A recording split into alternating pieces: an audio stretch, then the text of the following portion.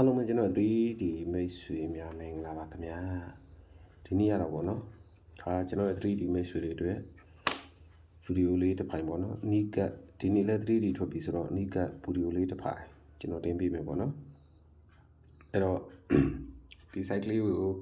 ဒါဝမ်းချင်းလေးလည်းပါမယ်ဗောနော်ဒီ site လေးကိုဒါမွေးကွက်အနေနဲ့လည်းပါမယ်ဒီ site လေးကိုသေချာကြည့်ပြီးတော့မှတ်သားပြီးတော့ဒီ site လေးကဏ္ဍတစ်ခွက်တော့ကျွန်တော်ရဲ့ 3D မိတ်ဆွေများထိုးထားပါနော်အဲ့တော့ကျွန်တော်ကြည့်ကြအောင်ခင်ဗျာဝမ်းချင်းလေးကနေစသွားလိုက်မယ်ပေါ့နော်2021မှာ2021ကနေစသွားမယ်ပေါ့နော်2021မှာကျွန်တော်တို့ကဒီ break လေးရဲ့ဆောင်းမှာ break share လို့ရတယ်ပေါ့နော် break လေးရဲ့ဆောင်းမှာ break share လို့ရတယ်break လေးရဲ့ဆောင်းမှာ break share လို့ရပြီးတာနဲ့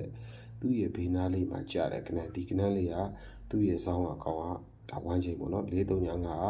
453ကိုဝမ်းချင်းလို့သူပေးတယ်ပေါ့နော်ဒီမှာဒီဝမ်းချင်းလေးအလုပ်လုပ်တယ်ဆိုရင်ဒါဒီကနန်းလေးနဲ့ရလိုက်အောင်ပေါ့နော်ဒါထိုးထားမှာနော်အဲ့တော့ break လေးရဲ့ဆောင်းမှာ break share လို့ရတယ် break လေးရဲ့ဆောင်းမှာ break share လို့ရပြီးရတဲ့သူ့ရဲ့ဘေးနားလေးမှာကြားတယ်ခင်ဗျာဒီကနန်းကသူ့ရဲ့ဆောင်းအကောင်ကဝမ်းချင်းပေါ့နော်435 453ကိုဝမ်းချင်းလို့သူကရိုက်တယ်ပေါ့နော်ဒါပထမတက်ကပေါ့နော်2021ပြီးတော့2022မှာလည်း break လေးရဲ့ဆောင်းမှာဒါ2021 2020နဲ့ပြီးတော့2020နဲ့2023ပေါ့နော် break လေးရဲ့ဆောင်းမှာကျွန်တော်တို့က break share လို့သူရှိကအတိုင်းပဲရိုက်တယ်ပေါ့နော်အဲ့လိုရိုက်ပြီးတော့သူ့ရဲ့ဘေးနားလေးမှာကြားတယ်ဒီကနန်းလေးကသူ့ရဲ့ဆောင်းကခေါင်းက1ချိန်ပေါ့နော်65နှစ်ကဒါ6နှစ်6ကိုသူက1ချိန်လေးပြီးတယ်ပေါ့နော်ဒါဒုတိယတက်ကပေါ့နော်တတိယတက်ကကျွန်တော်တို့ဒီနားလေးမှာ2023 2024မှာလည်းကြည့်လိုက်ပါခင်ဗျာဒီမှာ break လေးရဲ့ဆောင်းမှာ break share လို့ရိုက်တယ်နော်သူကအညီပဲနော် break လေးရဲ့ဆောင်းမှာ break share လို့ရိုက်တယ်သူရဲ့နောက်နှစ်ကိုသွားလိုက်ရင်လည်း break လေးရဲ့ဆောင်းမှာ break share လို့ရိုက်တယ်သူရဲ့နောက်နှစ်ကိုသွားလိုက် break လေးရဲ့ဆောင်းမှာ break share လို့ရိုက်တယ်အညီရိုက်တယ်ပေါ့နော်အဲ့လို break လေးရဲ့ဆောင်းမှာ break share လို့ရိုက်တယ်နဲ့သူရဲ့ဆောင်းကကောင်က435 453ဝမ်းချင်းလို့ပေးတယ်ကျွန်တော်တို့ကဒီ65နှစ်ဆိုတဲ့ကောင်က6နှစ်6ကို1ချင်းလို့သူကပေးတယ်ပေါ့နော်65နှစ်က6နှစ်6ကို1ချင်းလို့ပေးတယ်ဒီနောက်လေးမှာကျွန်တော်တို့ဒီ2023မှာ break လေးလို့ရိုက်ပြီပေါ့နော် break လေးရဲ့ဆောင်းမှာလည်း break share လို့ရိုက်ထားပြီဆိုတော့ဒီချိန်မှာကျွန်တော်96နှစ်1ချင်းဆိုပြီးတော့ဒါတင်လိုက်တယ်ပေါ့နော်96နှစ်1ချင်းလေးရပြီဆိုတော့ကျွန်တော်ဘယ် site ကလေးကိုသွားကျင်တာလဲဆိုရင်ကျွန်တော်ဒီနောက်လေးမှာပေါ့နော်ဒီနောက်လေးမှာကျွန်တော်တို့ကဒီ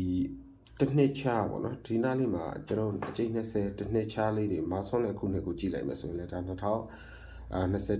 2023 2025ပေါ့နော်အဲ့လိုလာမှာပေါ့နော်ဒီတစ်နှစ်ချာလိုက်နေမှာကြည့်လိုက်မယ်ဆိုရင်လည်း3.3ခွန်ဆိုတော့ခဏသူ့ရဲ့ပေါ့ခဏပြန်ကြပေါ့နော်ပြီးကြလို့ရှိရင်ကျွန်တော်တို့ဒီနားလေးမှာရှိတဲ့651 3.3ခွန်နေတပွဲကျော်လိုက်651ဆိုတဲ့ခဏလည်းသူ့ရဲ့တပွဲကျော်က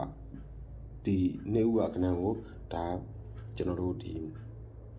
9ကလေးကိုဒါပြန်ချရိုက်ထားပေါ့နော်သူ့ရဲ့တစ်နှစ်ကျော်လိုက်ဒီနားလေးမှာရှိတဲ့ကနန်းလေးကလည်းသူ့ရဲ့ဘောကနန်းဒါပြန်ချပေးဦးမလားပေါ့နော်နောက်တစ်ခုကကျွန်တော်တို့ဒီ1 2 3 4 5နှစ်ချလိုက်သွားလိုက်5နှစ်ချသွားလိုက်3.3ခွန်ဆိုတဲ့ကနန်းလည်းတစ်နှစ်ချတင်မဟုတ်ဘူးပေါ့နော်5နှစ်ချသွားလိုက်3.3ခွန်ဆိုတဲ့ကနန်းလည်းသူ့ရဲ့ဘောကနန်းဒါပြန်ချပေါ့နော်1 2 3 4 5နှစ်ချသွားလိုက်ဒီ9နှစ်6ဆိုတဲ့ကနန်းလည်းသူ့ရဲ့ဘောကနန်းဒါပြန်ကြပေါ့နော်တစ်နှစ်ချမှာရော9နှစ်ချမှာရောဒီကနန်းတွေထွက်ခဲ့တယ်ပေါ့နော်ပြီးကြလို့ရှိရင်ကျွန်တော်တို့ဒီမှာ6နှစ်8ဆိုတဲ့ကနန်းပေါ့နော်ဒီ2019ကနေစပြီးတော့တွားကြည့်လိုက်ပါဆိုနော်ဒီဘက်နှစ်ကကနန်း6နှစ်8ဆိုတဲ့ကနန်းဒီဘက်နှစ်ကနေဒီဘက်နှစ်ကိုလိုက်ထွက်တယ်ပေါ့နော်အဲ့လိုထွက်ပြီးတဲ့သူ့ရဲ့တပွဲချုံမှာဒါ196ဆိုတဲ့ကနန်းကသူ့ရဲ့အပေါ်ကနန်းပေါ့နော်သူ့ရဲ့ဘောကနန်းဒါပြန်ကြပေါ့နော်နောက်တစ်ခု2019ပြီးတော့2019ကကနန်း2020ကိုလာထွက်ပြီးရတဲ့သူ့ရဲ့တစ်နှစ်ကျော်ပေါ့တပွဲကျော်တန်းတန်းမှာတစ်နှစ်ကျော်တပွဲကျော်တန်းတန်းမှာပေါ့နော်ပြန်ကြလို့ရိုက်တယ်ပြီးကြလို့ရှိရင်ဒီမှာကျွန်တော်တို့2019ပြီးတော့2020က258ဆိုတဲ့ကနန်းဒီဘက်နှစ်ကနေဒီဘက်နှစ်ကိုရိုက်တယ်ပေါ့နော်သူ့ရဲ့တစ်နှစ်ကျော်မှာလည်းကြားတယ်ဒီ3.9ခွန်ဆိုတဲ့ကနန်းလည်းသူ့ရဲ့ဘောကနန်းဒါပြန်ကြပေါ့နော်အဲ့ဒါပြီးရင်ကျွန်တော်တို့ဒီ2019 2020ပြီးတော့ဒါ2021ကဒီ3.3ခွန်ဆိုတဲ့ကနန်းဒီဘက်နှစ်ကနေဒီဘက်နှစ်ကိုလိုက်ထွက်တယ်ပေါ့နော်အဲ့လိုထွက်ပြီးတာနဲ့သူ့ရဲ့တပွဲကျော်မှာလည်းဒါကျွန်တော်တို့ဒီပြန်ကြပေါ့နော်66နှစ်ဆိုတဲ့ကနန်းကသူ့ရဲ့ဘောကနန်းဒါပြန်ကြပေါ့နော် အဲ့လိုဖြစ်တယ်လို့ပဲပေါ့နော်ခုဒီကျွန်တော်2023မှာရှိတဲ့ဒီ991ဆိုတဲ့ကဏ္ဍလဲသူ့ရဲ့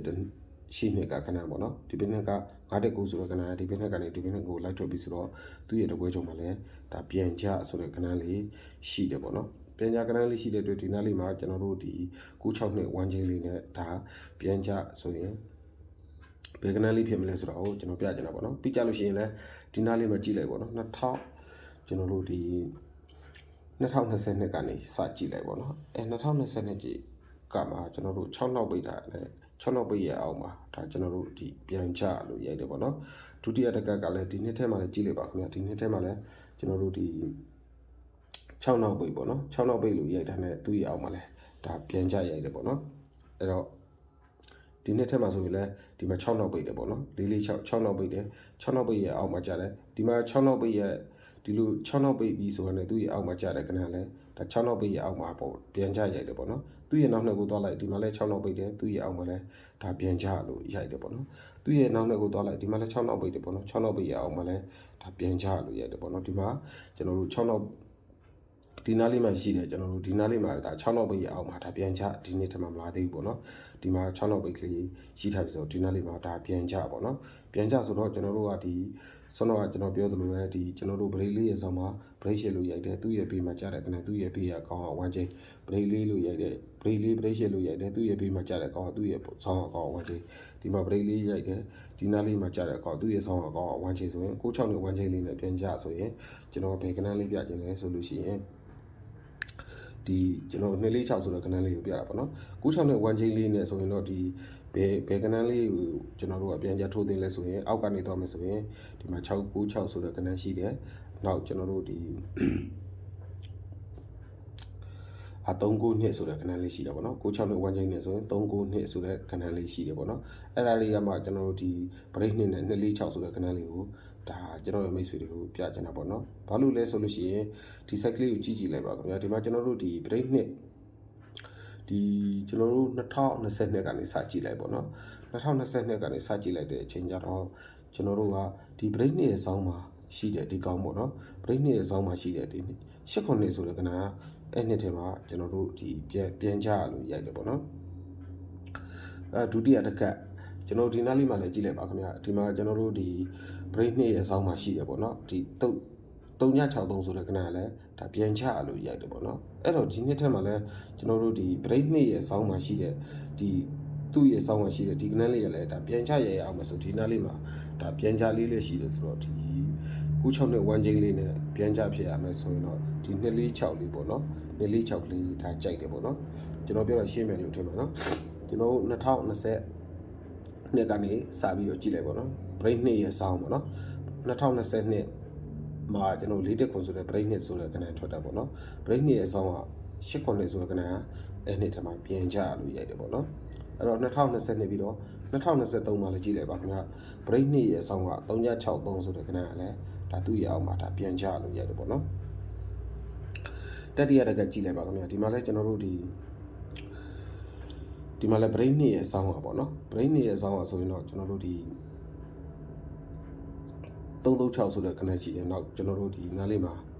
break နှစ်ဆိုရင်တော့ကျွန်တော်တို့ကဒီနားလေးမှာဒီနှစ်ထဲမှာဘယ်ကဏ္ဍတွေထွက်လဲဆိုရင်998ဆိုတဲ့ကဏ္ဍထွက်တယ်ပေါ့နော်ဒီ86ခွန်းလေးကိုလည်းဒါထိုးလို့ရတယ်ပေါ့နော်ဒီ site ကကျွန်တော်တို့96နဲ့1ချိန်မှာဆိုရင်တော့ဒါ246ဆိုတဲ့ကဏ္ဍလေးကိုထိုးအောင်ပါပေါ့နော်ဒီမှာကျွန်တော်တို့ဒီ break နှစ်ရဲ့ဆောင်းကဏ္ဍဆိုရင်86ခွန်းဆိုတဲ့ကဏ္ဍလေးရှိတယ်ပေါ့နော်သူကနေတစ်ခါဆင်းလာလိုက်ပေါ့နော်ဒီနားလေးမှာ break နှစ်ဆိုရင်246လို့ရှိမယ်ပေါ့နော်ဒီမှာ865ဆိုတဲ့ကဏ္ဍလေးရှိမယ်ပေါ့နော်လောလောဆယ်တော့ကျွန်တော်တို့ဒီနားလေးမှာ96နဲ့1ချိန်လေးနဲ့ထိုးမယ်ဆိုရင်တော့ဒီကျွန်တော်တို့ဒီ246ဆိုတဲ့ကဏ္ဍလေးကြိုက်တာပေါ့နော်အဲ့တော့ဘာလို့လဲဆိုရင်ဒီမှာကျွန်တော်တို့ကဒီ break နှစ်ရဲ့ဆောင်းကဏ္ဍသူ့ရဲ့အောက်မှာပြန်ချလို့ရိုက်တယ် break နှစ်ရဲ့ဆောင်းကဏ္ဍသူ့ရဲ့အောက်မှာပြန်ချလို့ရိုက်တယ်ဒီဘက်နှစ်ထဲ break နှစ်ရဲ့ဆောင်းကဏ္ဍဒီဘက်နှစ်ထဲမှာပြန်ချရအောင်မယ်ဆိုရင်တော့ကျွန်တော်တို့ကဒီနားလေးမှာ break နှစ်ဆိုလို့ကျွန်တော်တို့ဒီ998ဆိုတဲ့ကဏ္ဍတစ်ခွက်ရှိတယ်ပေါ့နော်သူ့ရဲ့ဆောင်းကဒီ86ခွန်ဆို68ခွန်ဆိုတဲ့ကဏ္ဍကိုပေးမလားပေါ့နော်ဒါမှမဟုတ်လဲကျွန်တော်တို့ဒီနားလေးမှာ336ဆိုရင်246ဆိုတဲ့ကဏ္ဍလေးရှိတယ်ပေါ့နော်ဒီနားလေးမှာကျွန်တော်တို့ဒီ636ဆိုရင်865ဆိုတဲ့ကဏ္ဍလေးဒါရှိတယ်ပေါ့နော်အဲကဏ္ဍလေးဒါ3ခွက်လုံးကိုထိုးရင်လည်းထိုးပေါ့နော်ဒါမှမဟုတ်လဲကျွန်တော်တို့ဒီ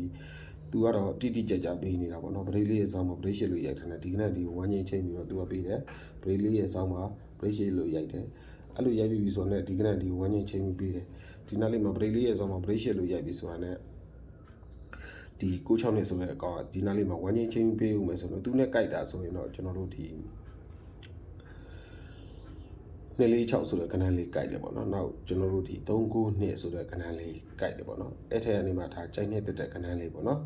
ဒါကျွန်တော်ပြတဲ့ site ထဲနေကြိုက်နေတဲ့ကဏ္ဍလေးအသုံးပြုလို့ရှာပါတယ်เนาะဒါကတော့96နှစ်ကတော့ဒါမိတ်ဆွေတွေကိုဒါ line ပေါ်မှာပေါ့နော်